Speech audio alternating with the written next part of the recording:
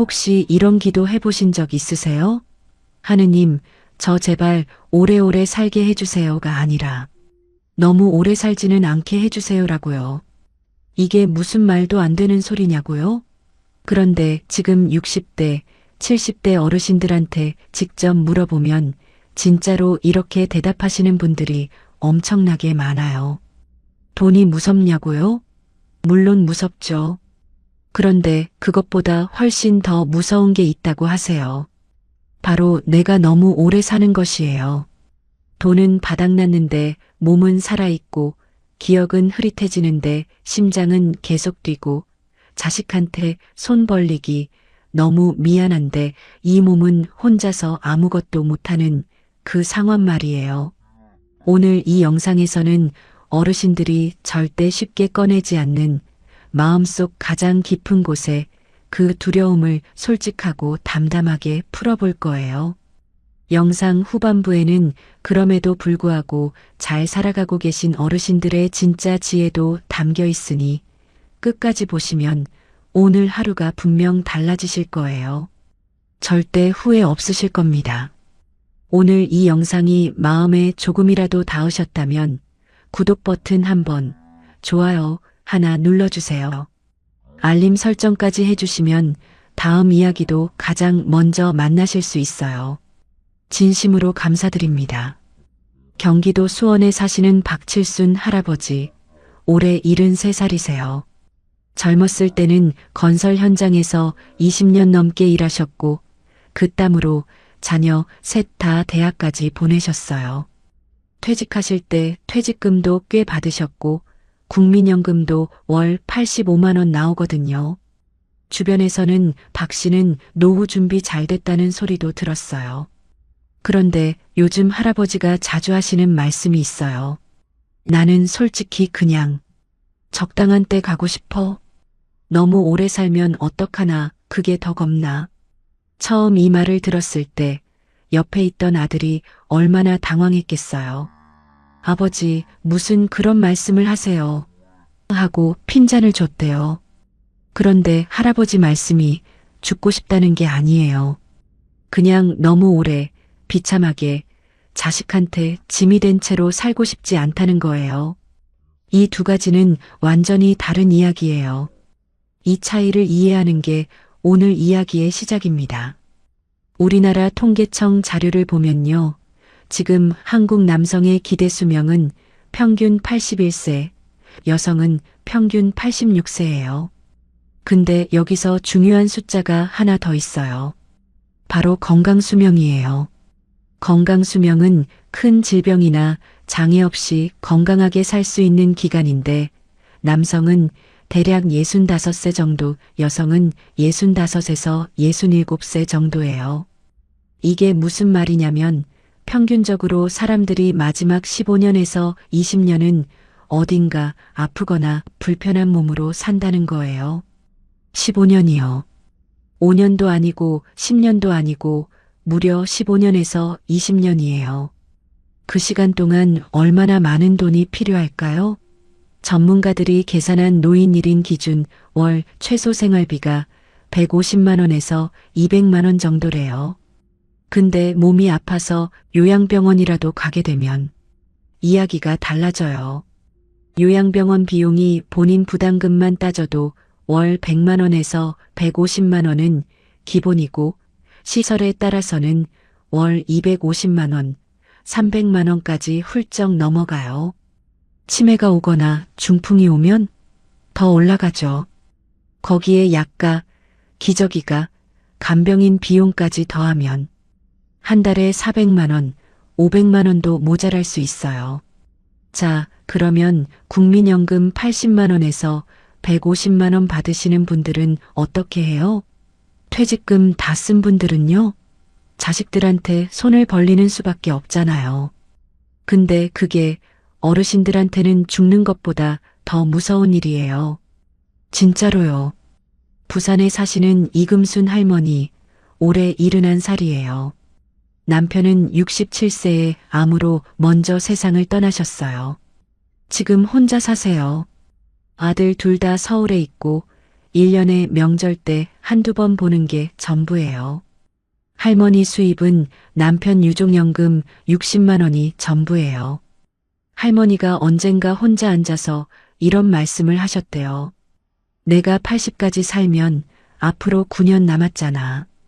그 9년 동안 이 돈으로 버텨야 하는데 90까지 살면 20년이야. 20년을 이 돈으로 어떻게 살아?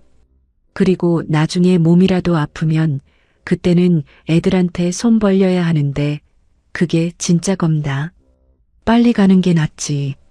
이 말을 들은 큰아들이 나중에 인터뷰에서 이렇게 말했어요. 그때 엄마 말이 그냥 넘어가는 소리인 줄 알았는데 이제 보니까 진짜 엄마 마음이었던 거예요. 그게 너무 마음이 아파요. 이게 지금 대한민국 노후의 현실이에요. 뉴스에서 말하는 숫자가 아니라 이분들이 실제로 자기 침대에 누워서 혼자 부엌에서 밥 먹으면서 혼자 새벽에 잠 못 이루면서 하는 생각들이에요. 일본에서는 이미 이런 현상에 이름을 붙였어요. 장수 리스크라고 해요. 오래 사는 것 자체가 하나의 위험 요소가 된 거예요. 일본도 한국처럼 고령화가 빠르게 진행됐는데 일본의 연구 결과를 보면 65세 이상 노인 중에서 본인 스스로 너무 오래 살까봐 두렵다고 답한 사람이 무려 40%가 넘어요. 절반에 가까운 수치예요. 그리고 한국은 일본보다 고령화 속도가 더 빠르거든요. 지금 한국의 60세 이상 노인 인구가 전체 인구의 25%를 넘었어요. 사람 넷 중 하나가 60세 이상이에요. 그런데 이상하지 않아요? 우리는 어릴 때부터 오래 살아야 한다. 건강하게 오래 살아야 한다고 배웠잖아요. 부모님한테도 어른들한테도 생신 케이크 앞에서도 만수무강하세요라고 했잖아요. 근데 막상 그 나이가 되고 보니까 오래 사는 게 복이 아닌 분들이 생겨나고 있는 거예요. 왜 이렇게 됐을까요? 이게 단순히 돈 문제만이 아니에요. 물론 돈이 중요하죠.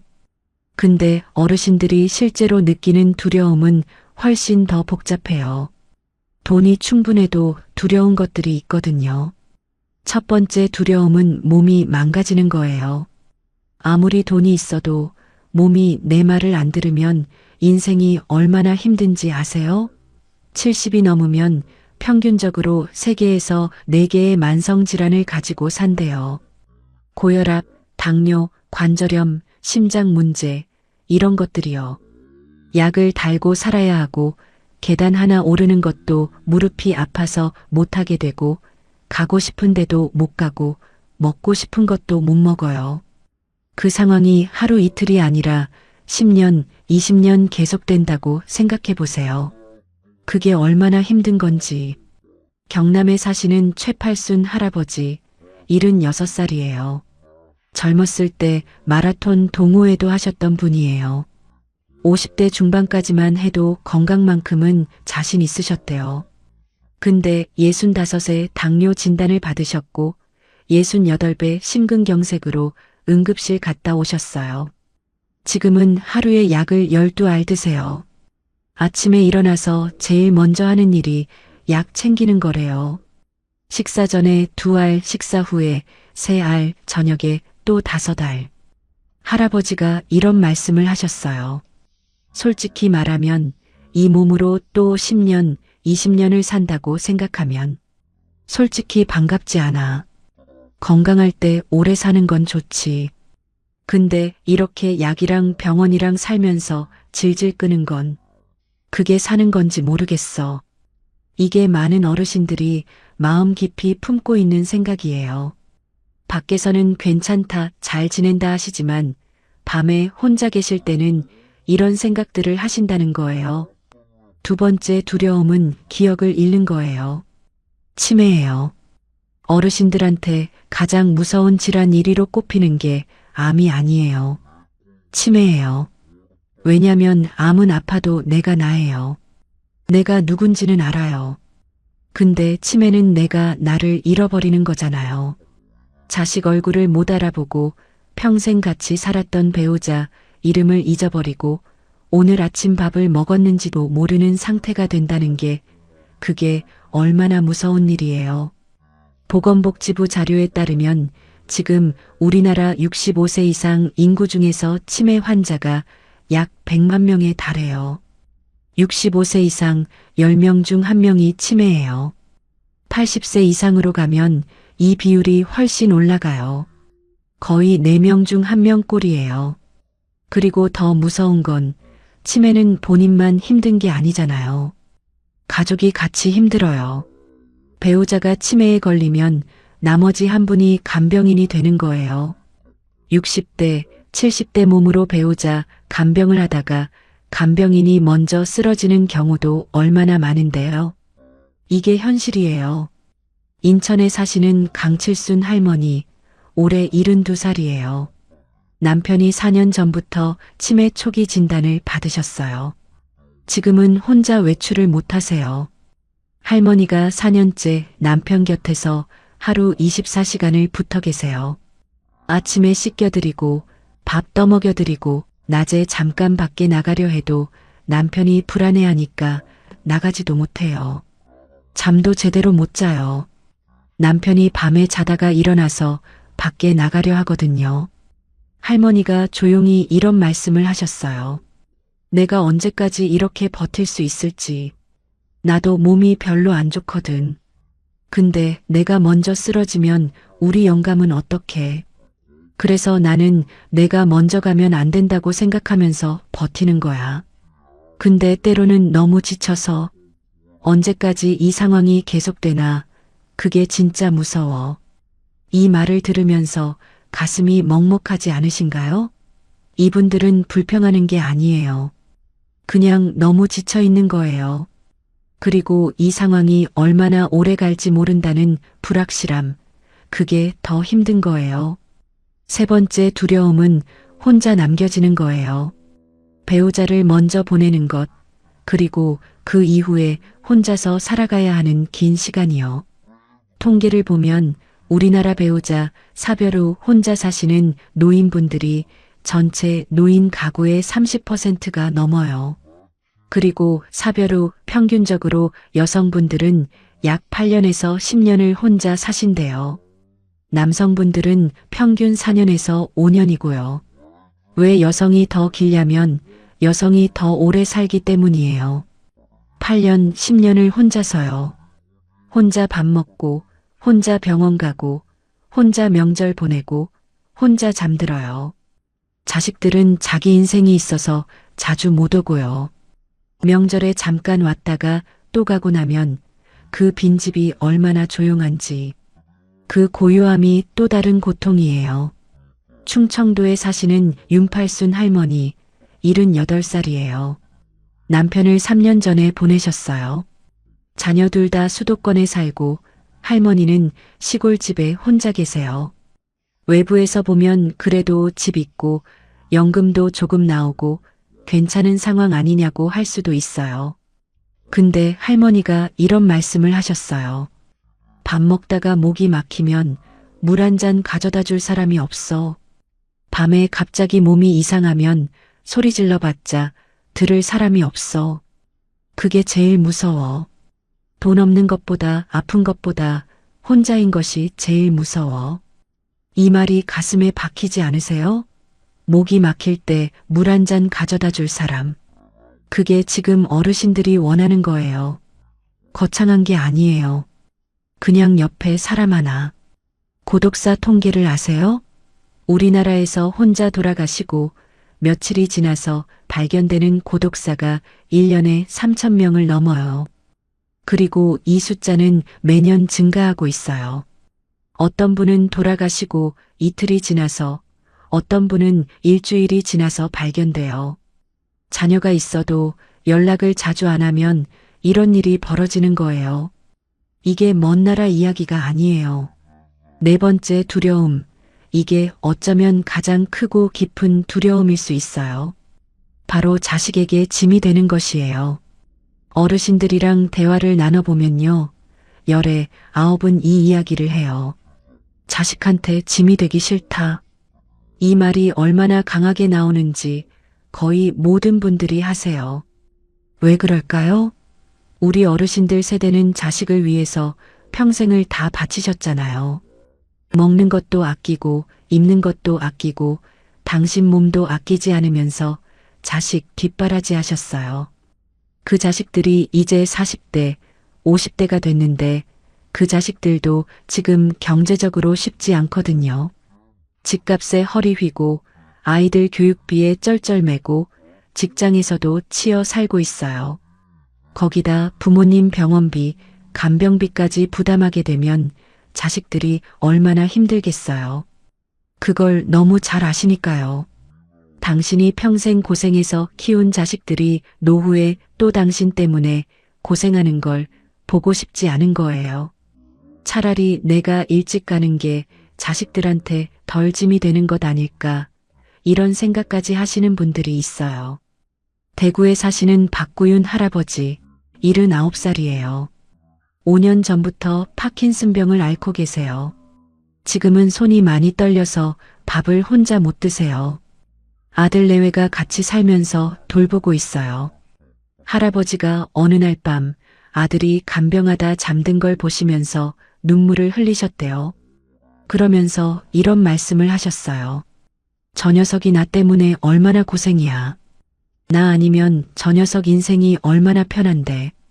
내가 빨리 가야 저 녀석이 편한데 이 몸이 안 가지지가 않아. 이 말을 들은 아들이 나중에 이렇게 말했어요. 아버지가 그런 생각을 하고 계셨는지 몰랐어요. 저는 당연히 해야 하는 거라고 생각했는데 아버지는 혼자서 그 죄책감을 평생 안고 계셨더라고요. 세상에 이런 일이 지금 이 순간에도 수많은 가정에서 일어나고 있는 거예요. 어르신들이 자식한테 말 못하고 혼자 품고 있는 감정들이요. 그런데 여기서 이야기가 끝나면 너무 슬프잖아요. 이 두려움 속에서도 정말 잘 살아가고 계신 어르신들이 있어요. 이분들은 뭐가 달랐을까요? 이걸 꼭 말씀드리고 싶어요. 제가 만나뵌 어르신들 중에서 나이 들어서도 표정이 밝고 활기 있고 이 나이에도 사는 맛이 있다고 하시는 분들, 이분들한테는 공통점이 있어요. 거창한 게 아니에요. 진짜 단순한 것들인데 이게 삶을 완전히 바꿔놨어요. 서울에 사시는 신오십 할머니, 올해 74살이에요. 남편은 7해 전에 보내셨어요. 혼자 사시고 연금도 많은 건 아니에요. 그런데 이 할머니가 진짜 재미있게 사세요. 매주 화요일 오전에는 동네 복지관 노래 교실 가시고 목요일에는 걷기 모임 나가시고 주말에는 이웃 할머니들이랑 공원에서 배드민턴 치세요. 집에서는 유튜브로 요리 배우시고 손자한테 영상 통화하시고 일기 쓰시고요. 할머니한테 혼자 사시는 게 외롭지 않으세요? 여쭤봤더니 이렇게 대답하셨어요. 외롭지, 당연히. 근데 외로우면 나가면 되잖아. 집에 있으면 더 외로워. 나가면 사람이 있어. 사람이 있으면 이야기가 있어. 이야기가 있으면 웃음이 있어. 그렇게 하루하루 보내는 거야. 거창하게 생각하면 안 돼. 오늘 하루만 생각해.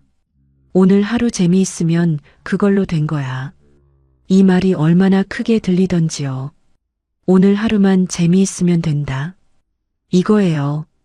경북에 사시는 이노인 할아버지, 78살이에요. 할아버지가 66에 은퇴하시면서 텃밭을 시작하셨어요. 처음엔 별로 기대 안 하고 그냥 심심해서 시작하셨대요. 근데 지금은 그 텃밭이 할아버지 삶의 전부라고 하세요. 상추, 고추, 오이, 가지를 키우시는데 그걸 이웃들한테 나눠드리는 재미가 쏠쏠하다고 하세요. 이웃들이 할아버지 덕에 올여름 반찬 걱정 없다고 하면 그 한마디에 사흘을 기분 좋게 지낸다고 하세요. 할아버지가 이런 말씀을 하셨어요. 나한테 필요한 게 텃밭이 아니었어. 내가 필요한 사람이라는 느낌, 그게 필요했던 거야. 텃밭이 나한테 그걸 줬어. 이게 핵심이에요. 내가 아직도 누군가에게 필요한 사람이라는 느낌. 이게 있는 사람이랑 없는 사람이랑 노후가 완전히 달라요. 장수를 연구하는 학자들이 전 세계에서 사람들이 가장 오래 건강하게 사는 지역들을 분석했어요. 이 지역들을 블루존이라고 부르는데요. 일본 오키나와, 이탈리아 사르데냐, 그리스 이카리아 섬 같은 곳들이에요. 이 지역 어르신들의 공통점이 뭔지 아세요? 첫째, 매일 몸을 움직여요. 운동을 거창하게 하는 게 아니라 걷고, 텃밭 일하고, 집안일 하는 식으로요. 둘째, 공동체가 있어요. 혼자 밥 먹는 사람이 없어요. 셋째, 살아가는 이유, 즉 목적이 있어요. 오늘 일어나야 하는 이유가 있는 거예요. 넷째, 스트레스 관리를 해요. 낮잠도 자고 천천히 식사도 하고 여유를 가져요. 거창한 비법이 없어요. 돈이 많아야 한다거나 의학적인 처방이 있어야 한다거나 그런 게 아니에요. 결국 사람 냄새 나는 것들이에요. 그런데 한국의 현실은 조금 달라요. 한국 어르신들은 이런 공동체를 만들기가 점점 어려워지고 있어요. 도시화가 되면서 이웃끼리 모르는 경우가 많아지고 자녀들은 다 멀리 살고 친구들은 하나둘 먼저 떠나가고 이런 상황에서 공동체를 만든다는 게 쉬운 일이 아니에요. 그래서 요즘 어르신들 사이에서 새로운 움직임들이 생겨나고 있어요. 같은 지역 어르신들끼리 함께 사는 시니어 공동체 주택이 생겨나고 있고 동네 복지관 프로그램들이 더 다양해지고 있어요. 스마트폰으로 유튜브를 보고 카카오톡으로 친구들이랑 대화하시는 어르신들도 점점 늘어나고 있고요. 기억하세요? 아까 이야기한 수원의 박칠순 할아버지. 할아버지가 요즘은 달라지셨대요. 동네 복지관에서 스마트폰 배우기 강좌를 들으시면서 거기서 새 친구들을 사귀셨어요. 68살 배호순 씨랑 친해지셔서 요즘은 매일 아침같이 공원을 걸으신대요. 걸으면서 어제 본 뉴스 얘기, 자식들 얘기, 건강 얘기 나누신대요. 할아버지 표정이 많이 밝아지셨다고 아들이 말하더라고요. 할아버지가 요즘은 이런 말씀을 하신대요. 오래 사는 게 겁났는데 요즘은 배호순이랑 내일 또 뭐 얘기할까 그게 더 궁금해. 그 친구 보려고 아침에 일어나게 되더라고. 이거예요. 이게 바로 오늘 내일 살아가는 이유예요. 그렇다면 돈은 어떻게 해요? 현실적으로 돈 이야기를 안 할 수가 없잖아요. 맞아요. 돈이 없으면 힘들어요. 근데 돈이 있어도 혼자이면 힘들고 돈이 없어도 사람이 있으면 덜 힘들어요. 이걸 많은 어르신들이 말씀하세요. 노후에 필요한 최소한의 돈은 어떻게 마련해야 하냐고요? 이건 지금 50대, 60대 초반이신 분들이 아직 준비할 수 있는 이야기예요. 지금 당장 할 수 있는 것들이 있어요. 국민연금을 최대한 늦게 받는 것 아세요? 국민연금은 수령 시기를 최대 5년까지 늦출 수 있어요. 한 달 늦출 때마다 수령액이 0.6%씩 올라가요. 5년을 늦추면 36%가 올라가는 거예요. 월 80만 원이 월 109만 원이 돼요. 이 차이가 10년, 20년 쌓이면 어마어마한 금액이에요. 물론 건강 상황이나 경제 상황에 따라서 판단이 달라질 수 있지만 일단 이런 제도가 있다는 건 알고 계셔야 해요. 그리고 주거 문제요. 집이 있으신 분들은 주택연금이라는 제도를 적극적으로 알아보세요. 집을 담보로 맡기고 매달 연금처럼 받는 제도예요. 집에 계속 살면서 돈도 받을 수 있어요. 집값에 따라서 월 100만 원에서 200만 원, 그 이상도 받을 수 있어요. 이게 노후에 얼마나 큰 안전망이 되는지 몰라요. 또 하나, 의료비 준비예요. 실손보험, 암보험 같은 건 젊을 때 들어두는 게 유리하지만 아직 없으신 분들은 지금이라도 본인 상황에 맞는 걸 알아보세요. 그리고 노인장기요양보험, 이미 납부하고 계시잖아요. 이게 나중에 몸이 안 좋아지면 요양 서비스를 받을 수 있는 제도예요. 이 제도를 잘 활용하면 자식한테 부담을 훨씬 줄일 수 있어요. 그리고 가장 중요한 것, 지금 당장 자녀들이랑 솔직하게 대화하세요. 이게 제일 어렵고 제일 중요해요.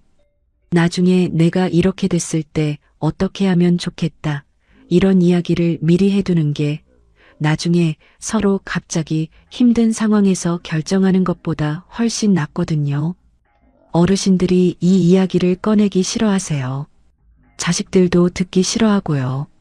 근데 이걸 미리 대화해둔 가정이 나중에 위기가 왔을 때 훨씬 잘 버텨요. 부산의 이금순 할머니 기억하세요? 남편 유종연금 60만 원으로 사시는 분이요. 할머니가 최근에 큰아들이랑 솔직한 대화를 하셨대요. 엄마, 돈이 모자라면 우리가 보태줄게. 그리고 나중에 혼자 있기 힘들어지면 우리 옆에 와서 살아. 이 한마디에 할머니가 얼마나 많이 우셨는지 몰라요. 애들한테 짐이 될까봐 평생 말 못하고 있었는데 아들이 먼저 그 말을 해줘서 그게 세상에서 제일 고마웠어. 돈이 생긴 게 아니에요. 상황이 달라진 게 아니에요. 그냥 아들 한마디에 할머니 마음이 달라진 거예요. 그 한마디가 할머니한테는 100만 원보다 더 큰 위로였던 거예요.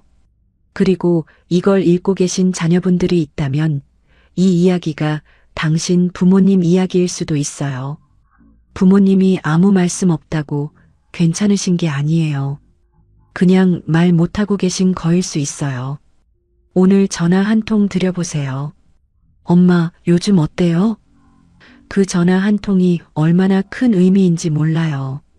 치매 이야기로 다시 돌아와서 치매를 예방하는데 과학적으로 효과가 있다고 밝혀진 것들이 있어요. 첫째, 꾸준한 운동이에요. 하루 30분 빠르게 걷기만 해도 치매 위험이 30% 이상 줄어든다는 연구 결과가 있어요. 둘째, 사람들과 자주 만나고 대화하는 것이에요. 고립이 치매 위험을 높이고 사회 활동이 치매를 늦춘다는 연구들이 꽤 많아요. 셋째, 새로운 것을 배우는 거예요. 스마트폰 배우기, 그림 배우기, 악기 배우기, 이런 것들이 뇌를 자극해서 치매를 늦춰요. 넷째, 잠을 충분히 자는 거예요. 수면 중에 뇌에서 노폐물이 배출되는데 이게 치매와 관련이 있대요. 거창한 게 없어요. 지금 당장 할 수 있는 것들이에요. 그리고 요즘 어르신들 사이에서 정말 좋은 변화가 생기고 있어요. 예전에는 나이 들면 집에 조용히 계시는 게 당연하다고 생각하셨잖아요. 근데 요즘은 일은 넘어서도 배우시는 분들이 많아요. 그림을 배우고, 노래를 배우고, 춤을 배우고, 심지어 유튜브를 직접 만드시는 분들도 계세요. 72살에 유튜브 채널을 시작해서 구독자가 5만 명이 넘는 할머니도 계세요. 80살에 영어 공부를 시작해서 기초회화를 하시는 할아버지도 계시고요. 이분들이 특별히 능력이 뛰어난 분들이어서가 아니에요. 그냥 포기하지 않으신 거예요. 이 나이에 뭘 배워 이 생각을 안 하신 거예요. 오늘 뭔가 새로운 걸 해봐야지 이 마음 하나로 사신 거예요. 나이는 숫자예요. 진짜로요. 물론 몸이 예전 같지 않은 건 사실이에요. 무릎도 아프고 눈도 침침하고 귀도 잘 안 들리고 근데 그래도 그 몸으로 할 수 있는 것들이 있어요. 그 몸으로도 웃을 수 있고 사람을 만날 수 있고 뭔가를 배울 수 있고 누군가를 도울 수 있어요. 아까 장수 리스크라고 했잖아요. 오래 사는 것이 위험 요소가 됐다고요. 근데 저는 이렇게 생각해요. 오래 사는 것 자체가 두려운 게 아니에요. 준비 없이, 관계 없이, 목적 없이 오래 사는 게 두려운 거예요. 이 세 가지, 준비, 관계, 목적이 있다면 오래 사는 것이 두려움이 아닌 선물이 될 수 있어요. 준비는 뭐냐면 재정적인 준비도 있고 심리적인 준비도 있어요. 재정적으로는 아까 말씀드린 연금, 주택연금, 보험 같은 것들이고, 심리적으로는 나 혼자 있어도 괜찮다는 자립심, 그리고 도움을 요청할 줄 아는 용기예요. 이상하게도 자립심이 강한 분들이 도움을 더 잘 요청해요. 내가 충분히 해봤으니까 이건 도움이 필요한 상황이라는 걸 알거든요. 관계는요, 새로 만들어야 해요. 친구들이 하나둘 떠나가고 배우자도 없고 자식들도 멀리 있다면 새로운 관계를 만들어야 해요. 동네 복지관, 종교단체, 취미 모임, 어디든 나가세요. 처음엔 어색해도 나가보면 거기도 다 사람이에요. 비슷한 처지의 분들이 있어요. 이야기 나누다 보면 친구가 생겨요. 목적은요, 거창할 필요 없어요. 오늘 이 텃밭에 물 줘야 한다. 오늘 저 친구한테 전화해줘야 한다. 오늘 손자한테 영상 통화해야 한다. 이 정도면 충분해요. 아침에 일어나야 하는 이유 하나만 있어도 그게 목적이에요. 이 이야기들을 하다 보니 제 마음에 자꾸 걸리는 분들이 있어요. 지금 혼자이시고 몸도 안 좋으시고 경제적으로도 힘드시고 거기다 주변에 이야기 나눌 사람도 없는 분들이요. 이런 분들한테는 앞서 말씀드린 해결책들이 너무 가볍게 들릴 수 있어요. 나가면 되잖아요가 나가는 게 너무 힘든 분들한테는 공허한 소리로 들리겠죠. 이런 분들께 드리고 싶은 말씀은 혼자서 다 해결하려 하지 마세요. 전화 한 통 할 수 있어요. 지역 복지관에 전화하면 찾아와 줘요. 노인 맞춤 돌봄 서비스라고 혼자 사시는 어르신들한테 직접 찾아가서 말벗도 되어드리고 필요한 서비스도 연결해드리는 제도가 있어요. 이걸 모르시는 분들이 아직도 많아요. 지금 바로 주민센터에 전화해서 노인 맞춤 돌봄 서비스 연결해 달라고 하시면 돼요. 이걸 부끄러운 일로 생각하지 마세요. 당연히 받으셔야 할 서비스예요. 돈 이야기, 건강 이야기, 관계 이야기, 이것저것 많이 했는데요. 오늘 제가 가장 드리고 싶은 말씀은 이거예요. 어르신들, 당신이 오래 사는 것을 두려워하는 그 마음, 완전히 이해해요. 그건 나약한 게 아니에요. 현실을 직면하고 있는 거예요. 근데 그 두려움을 혼자 품고만 계시지 마세요. 말하세요. 자식한테, 친구한테, 이웃한테, 아니면 복지관 선생님한테 말하면 뭔가 달라져요. 반드시 달라져요. 오늘 이야기를 들으시면서 많은 것들이 마음에 걸리셨을 거예요. 어쩌면 지금 당신의 이야기였을 수도 있고, 어쩌면 당신 부모님 이야기였을 수도 있어요. 노후에 진짜 무서운 건 돈이 아닐 수 있어요. 혼자라는 것, 몸이 말을 안 듣는 것, 너무 오래 살아야 하는 것, 자식한테 짐이 되는 것. 이 두려움들을 외면하지 마세요. 직면하는 것이 시작이에요. 오늘 딱 한 가지만 해보세요. 오래된 친구한테 전화 한 통, 오랫동안 못했던 부모님한테 전화 한 통, 아니면 혼자 앉아서 내가 진짜 두려운 게 뭔지 종이에 적어보는 것. 이 작은 한 걸음이 나중에 돌아보면 가장 중요한 순간이 될 수 있어요. 오늘도 이 이야기를 끝까지 함께 해주셔서 정말 감사합니다. 다음 영상에서는 더 솔직하고 더 따뜻한 이야기로 찾아올게요. 그때까지 부디 건강하세요.